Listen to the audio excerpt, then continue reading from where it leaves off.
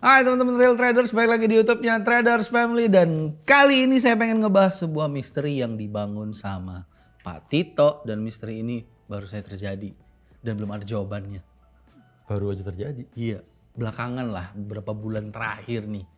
Gara-gara Q&A, live Q&A. Apa ya? Nggak tahu. Ya gini emang, yang bikin teka-tekinya pura-pura nggak tahu aja sih sebenarnya ini.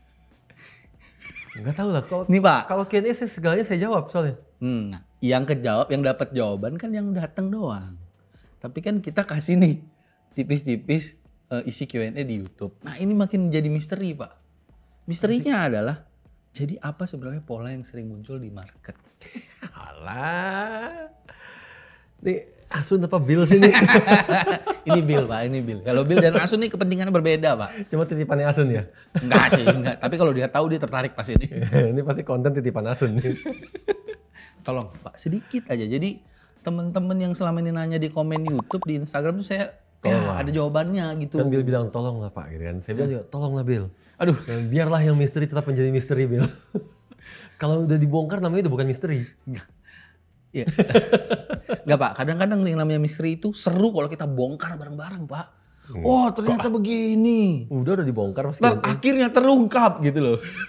Enggak. Yang lain, topik yang lain. Sulit teman-teman menggoyahkan prinsip nih. Enggak. Ya eksklusivitas ya yang saya jaga ya. Kalau emang masalah pola yang sering muncul di market, Bapak nggak mau jawab. Setidaknya Bapak jawab pertanyaan saya satu ini Pak. Apakah iya kalau misalnya kita trading kita harus penting tahu mana pola yang sering muncul di market? Penting. Tapi bukan yang terpenting. Kenapa gitu? Karena yang lebih penting bukan polanya sering muncul, tapi polanya sering berhasil. Nah, tapi kan susah juga tuh Pak kalau kayak gitu. Kok susah? Enggak dong. Gini, beda ya antara pola sering muncul jadinya kita sering trading. Ya kan? Yang kita mau kita sering profit loh, bukan sering trading. Benar. Ya kan? Ya trading nggak jarang-jarang banget. Ya kan? Iya. Tapi yang diutamakan adalah pola itu ya cukup sering muncul. Kan? Tapi yang paling utama tingkat keberhasilan dari polanya. Success rate dari pola itu sendiri. Gitu loh. Sebelum kita sampai ke situ ya Pak, boleh nggak bantu saya jelaskan lebih rinci kali soal gimana sih cara mencari pola yang lebih sering muncul di market itu kayak gimana? Gampang. Cara nemuinnya gitu loh.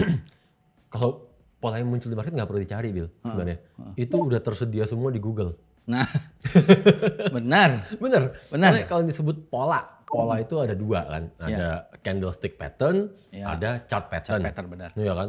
Pecahan dari candlestick pattern dan chart pattern seabrak-abrak semua udah tersaji di Google. Iya. Gitu kan? Maksudnya kenapa sih itu bisa sampai di Google dalam kurun waktu yang lama? Bahwa pola-pola itu memang seakan-akan kayak sudah dipatenkan apa dibakukan. Dalam artian sudah digunakan sejak dulu. Iya. Itu sudah pola-pola yang paling orang familiar. Digunakan oleh banyak orang. Ya sudah, itu polanya semua. Cuman masalahnya gini Pak, biarpun ya banyak di Google, cuman tetap aja banyak dari teman-teman yang punya keraguan nih, apakah pola ini benar adalah pola ini gitu loh. Kayak ngelihat ya satu mata dengan mata yang lain tuh kadang-kadang suka ada keraguan gitu loh Pak. Di bagian itunya nggak usah terlalu terpaku ya sebenarnya. Maksudnya nggak usah terlalu terpaku bahwa kalau polanya A itu bentuknya harus begini, persentase body sama shadow harus begini. Masing-masing orang aja ngeliatnya gimana. Nah, gini.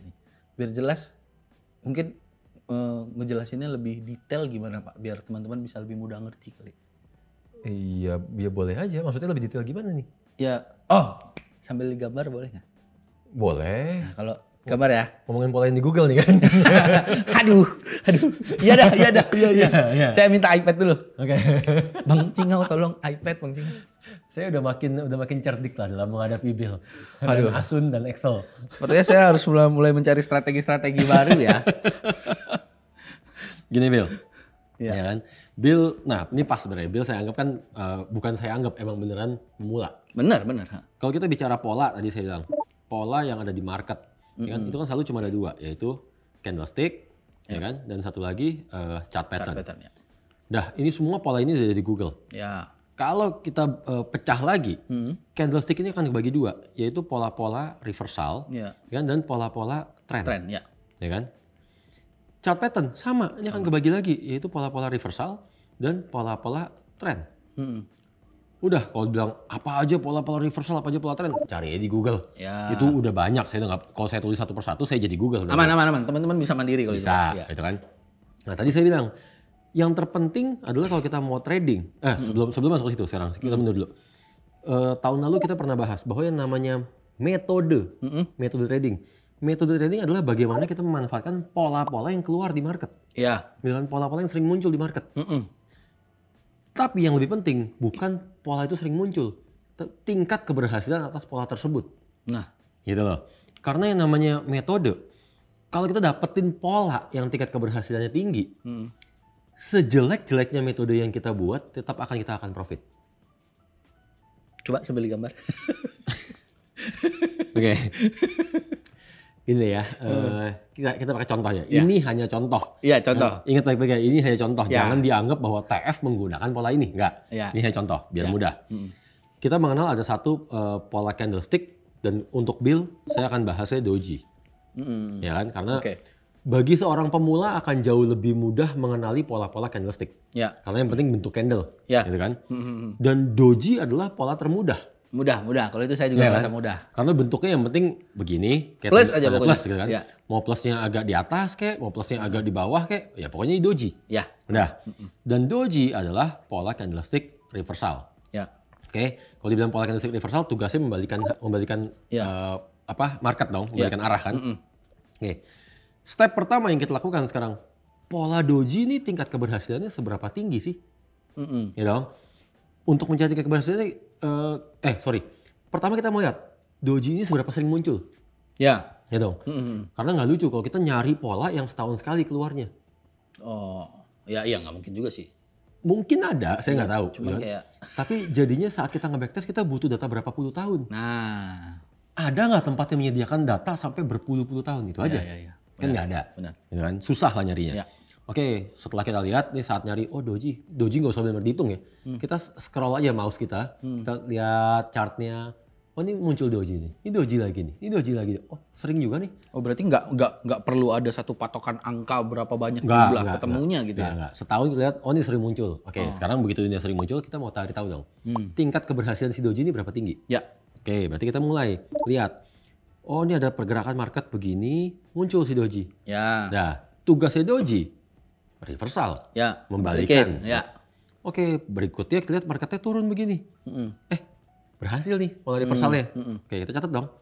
Karena kita hanya mencari tingkat keberhasilan kan. Ya. Berarti di sini kita bikin lah catatan lah, berhasil, gagal. Ya. Nah, berhasil 1 kita coret. Udah, kita lihat lagi market lagi. Turun, muncul doji. Terus berikutnya naik, berhasil lagi. Ya. Catat lagi. Terus berikutnya ada lagi muncul. Naik, doji, kok naik? Ya, gagal dong. Gagal. Ya. Terus aja, ini kita terus garis-garisin, kita terus hitung. Let's say kita udah dapat data setahun, gitu kan? Dengan data ceritanya aja ya. Misalkan kita dapat total 100. Ada 100 kali doji ini muncul. Ya kan? Yang berarti kalau kita menggunakan pola doji, kita akan trade sebanyak 100 kali. Ya. Oke. Lalu sekarang tingkat keberhasilan. Tingkat keberhasilannya berapa tinggi nih? Ya. Ceritanya lagi berapa ya? 77 dong. Ya. John Paul 77.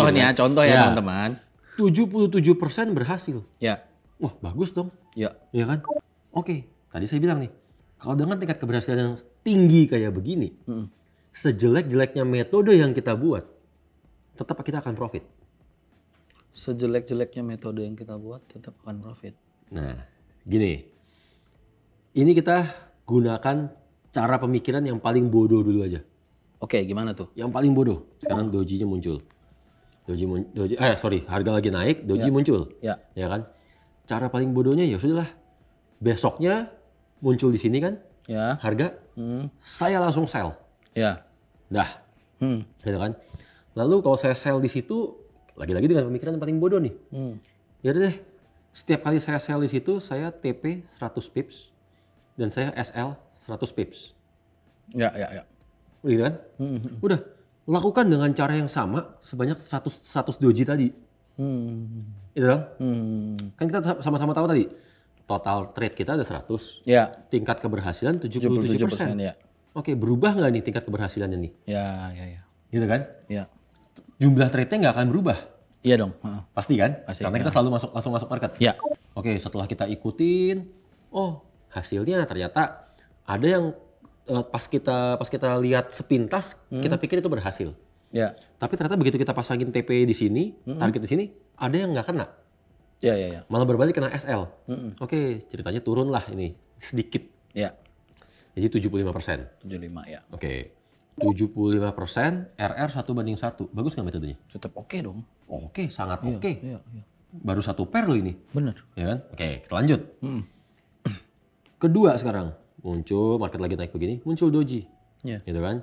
Dah, ceritanya tipe-tipe orang yang, saya maunya dapat harganya di pucuk. Oke. Nah, Waduh. saya mau dapat harga yang sebagus mungkin. Iya. Ya kan? Terus berhubung udah trading ceritanya udah sering bisa baca market.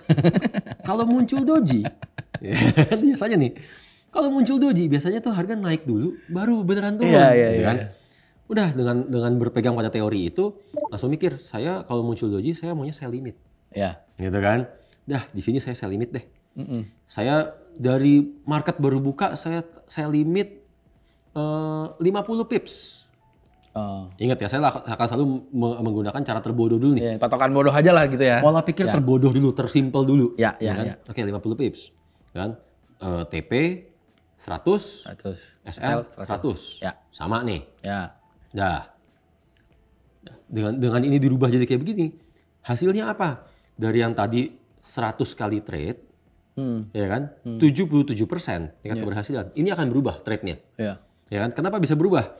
Karena bisa jadi marketnya baru buka di sini langsung turun. Ya. Sell limit kita nggak kejemput dong. Benar. Oke, jumlah trade ada kemungkinan turun, nggak mungkin naik. Iya, berkurang pasti. Ya kan? Bertambah nggak mungkin. Nggak mungkin. Pasti berkurang. Iya. Ya kan, misalkan anggaplah berkurang jadi 88 trade lah. Iya.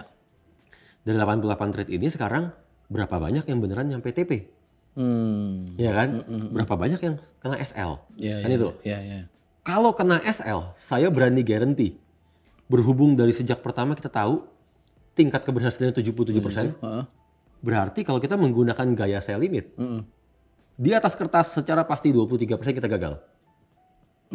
Karena saat pola itu gagal, sell limit kita selalu kebuka loh. Iya. Bener nggak? Iya. Iya kan? Paham saya, paham. Kita market di sini, dia naik, sell limit kita kebuka. Ternyata itulah momen-momen saat pola itu gagal. Iya, kena SL dah. Berarti kita nggak bisa hindarin yang 23% tadi kemungkinan gagal kan? Ya. Itu nggak bisa hindarin. Tinggal ya ini akan berubah jadi berapa angkanya. Ya. Oke, lagi-lagi nggak akan lari jauh. Benar. Berikutnya sekarang. Muncul lagi, kayak gini market lagi naik, muncul doji. Dah, gayanya konservatif nih kali ini. Waduh, konservatif itu gimana tuh? Konservatif pemikirannya, ini kan doji pola reversal. Ya. Tapi kan reversalnya belum jadi. Oke. Kan belum menunjukkan pergerakan reversal. Oke. Ini hanya pola yang muncul. Ya. Saya maunya sampai market beneran turun. Butuh konfirmasi nih ceritanya. Butuh konfirmasi. Ya, oke. Reversalnya udah mulai terjadi, baru saya masuk. Ya. Kan? Oke, lagi-lagi dengan pemikiran terbodoh nih ya. Ya. Berarti saya maunya dari harga terendah si candle doji kemarin, saya kasih jarak 50 pips. Ya. Ya kan? Kali ini saya sell stop. Ya. Dengan jarak 50 pips. Gitu kan? Oke, TP sama 100 pips, TP. Ya kan? SL juga. SL 100 pips. Nah, tadi kita kembali. Jumlah trade ada 100. Seharusnya. Kali ini bisa jadi berkurang. Iya. Iya kan? Success rate-nya, tingkat keberhasilannya 77%. Bisa jadi juga sangat-sangat bisa berubah. Iya dong, iya. Ya, kenapa? Karena saat marketnya buka di sini, ternyata langsung naik. Udah. Setiap kali pola ini gagal, berarti kita nggak trading. Iya. Jumlah trade kita berkurang banyak nggak? Banyak. Berkurang 23 trade. Iya. Betul kan? Iya. Tapi kita terhindar dari kegagalan 23%. Benar. Betul kan? Benar. Oke. Dan saat pola ini marketnya beneran turun, jemput sell stop kita. Iya. Nah, pertanyaannya nyampe TP atau enggak? Iya. Iya kan? Iya. Oke, 77% di atas tangan. Berkurang atau enggak nih? Iya. Kalau ternyata banyak yang nggak nyampe TP, berarti ya tinggal kita adjust lah. Oh, coba deh sekarang saya pakai TP 80 pips. Oh. Gitu kan? Dan seterusnya. Iya. Itulah yang tadi saya maksud nih. Berhubung angka awalnya udah 77%. Benar. Sebodoh apapun metode yang kita buat, Iya. nggak akan lari jauh dari 77%. Iya benar sih. Andaikan lari jauh deh, kita bilang turun jauh jadi 70%. RR 1:1. Bagus nggak metodenya? Bagus itu. Tetap bagus metodenya. Semudah itulah bikin metode. Tapi maaf Pak, ini kan kita ngomong dari tadi 77, kalaupun turun pun anggap 70. Sebenarnya ada nggak sih angka minimum lah mau berapa nih yang mau kita fight terus? Kalau tingkat keberhasilan? Ya. Kalau saya saranin tingkat keberhasilan di atas 65% dulu deh. Di atas 65%. Karena anggaplah ada istilahnya margin of error kan. Margin of error maksudnya tadi nih, mungkin kita salah saat mengenali polanya pertama kali. Atau ini ada kemungkinan dia nggak nyampe TP naik. Jadi turun-turunnya pun nggak jauh dari angka 60%. Tapi kalau kita menemukan pola yang tingkat keberhasilannya 40%, 45%, 50%, 55%, ini berat. Berarti kita harus dapat RR yang bagus. RR-nya harus 1:1,5, 1:2. Baru jadi metode bagus nih. Ya kan? Ke situ. Coba kita balik ya. Intinya, ini kenapa saya selalu bilang, yang namanya metode itu bikinnya mudah. Ya kan? Bagaimana cara kita memanfaatkan pola yang ada di market, itulah akan jadi metode. Gitu. Dan yang namanya metode, buatlah sesimpel mungkin, sebaku mungkin. Dengan kayak gitu, kita mudah untuk mengulang. Benar. Kita selalu punya pakem. Gitu benar. Sampai misalkan versi yang agak-agak, kita anggap versi agak-agak advance deh ya. Oke, marketnya naik kayak begini, muncul doji. Ceritanya udah belajar support resistance. Ya kan? Oke, saya maunya sell. Sell stop. Di support pertama, saya sell stop. Ya kan? TP saya ada di support ketiga. Waduh, kan? SL saya adanya di resistance pertama. Ya, backtest aja silakan. Ini hasilnya gimana nih? Benar. Gitu kan? Atau kita bikin versi yang lebih ekstrim lagi, semakin ekstrim nih. Saya jadi ngeri-ngeri dikit ya. Maksud saya hanya mau menjelaskan bahwa yang namanya bikin metode itu nggak ada batasan. Biar lebih jelas aja. Ya kan? Sekreatifnya kita aja. Kadang-kadang bisa bukan sekreatifnya kita, se-ekstrimnya kita. Kayak gini, muncul doji. Udah muncul doji, terus coba saya iseng. Dari harga terendahnya si doji, sampai harga tertingginya si doji nih, saya tarik Fibonacci. Waduh. Wah, udah menyalahi kodrat dong nih. Waduh, iya. Fibonacci masa digunainnya pas di candle doji? Kan menyalahi kodrat. Cuek aja, namanya juga berfantasi. Kan? Oke, udah tarik Fibonacci, nanti di angka 50-nya berarti saya sell. Gitu kan, misalkan di angka 50 saya sell. Di angka 61,8 menjadi SL saya. Ya kan? Dan TP saya di angka, terserah lah, di angka 0 ya misalkan. Oke, di situ TP saya. Ya sudah bikin. Kalau ternyata ini hasilnya bagus, kalian akan kaget sendiri. Gila ya, bisa-bisanya Fibonacci kita pakai di doji. Hasilnya malahan probabilitasnya 70% ke atas. Contoh nih, misalkan, RR-nya bisa sampai 1:2. Kurang bagus apa? Dan kalau dalam kondisi seperti ini, siapa berani bilang bahwa Fibonacci nggak boleh digunakan di candle doji? Sah-sah aja dong. Sah-sah aja. Sah-sah aja. Iya, benar-benar. Sebenarnya udah bisa jadi nama metode terbaru sebenarnya ya. Bisa dong. Iya, tinggal kasih nama lah, bebas kasih nama. Doji Fibonacci jadi Dojinacci. Bisa dong. Ya kan? Bapak bilang bisa dinamain menjadi metode sendiri, Dojinacci. Kenapa ke situ ya? Saya kan cuma ketemu namanya. Iya, cuma jangan ke situ dong. Fibodoji masih. Ya whatever lah, suka-suka namanya. Intinya gini, kalau cuma ngomong nama. Sekarang tadi kita nyontohin ada 3 gaya. Yang satu langsung sell, yang satu lagi sell limit, satu lagi sell stop. 3 cara memanfaatkan pola. Kalau kita sebut itu 3 metode berbeda, bisa dong? Bisa dong, sah-sah aja. Kasih nama 3 metode berbeda, bisa dong? Bisa. Bisa. Itu kan bebas sebenarnya dalam bikin metode. Contohnya yang lebih simpel gini, kita nggak usah ngomong metode trading.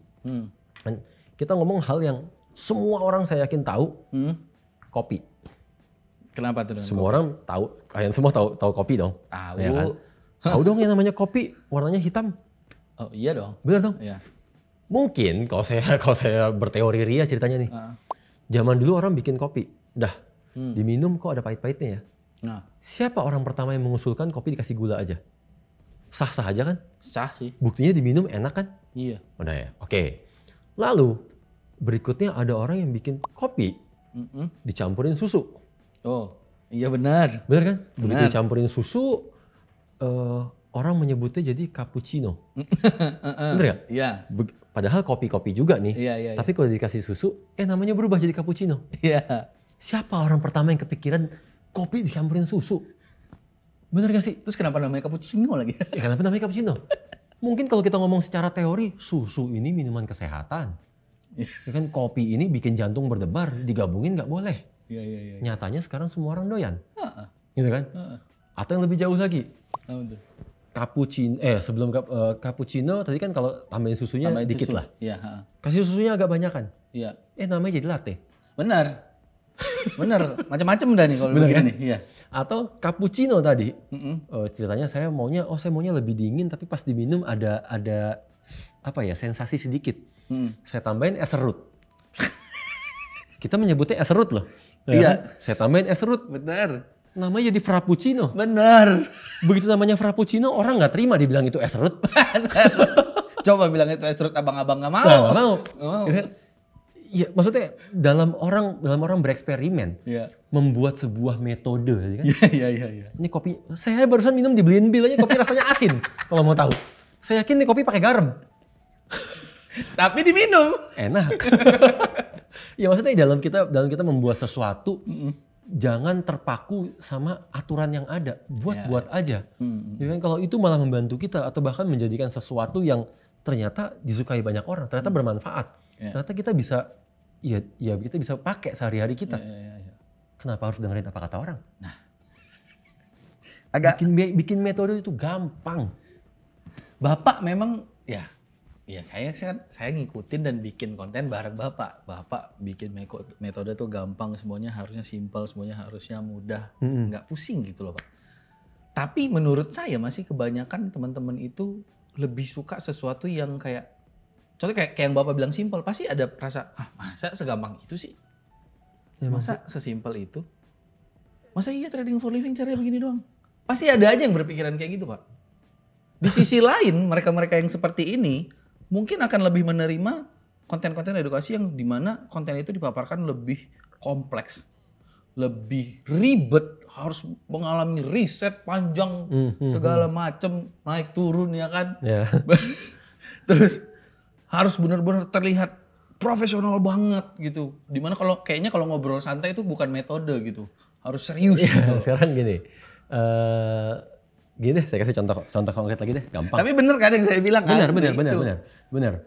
Mayoritas orang akan lebih percaya kalau seakan-akan semuanya serba jelimet. Iya. Ya kan? Contoh konkretnya gini, sekarang teman-teman ada nggak? Kalau misalkan ada teman-teman ya kan yang punya kenalan seorang profesional, kan profesional barista profesional kayak kan atau juru masak profesional kayak apapun lah. Ya. Tanya ke mereka. Cara masak gimana? Mereka akan menjawab dengan jawaban-jawaban yang mudah loh. Gampang, begini aja. Ini cuma tinggal diginiin. Bener sih.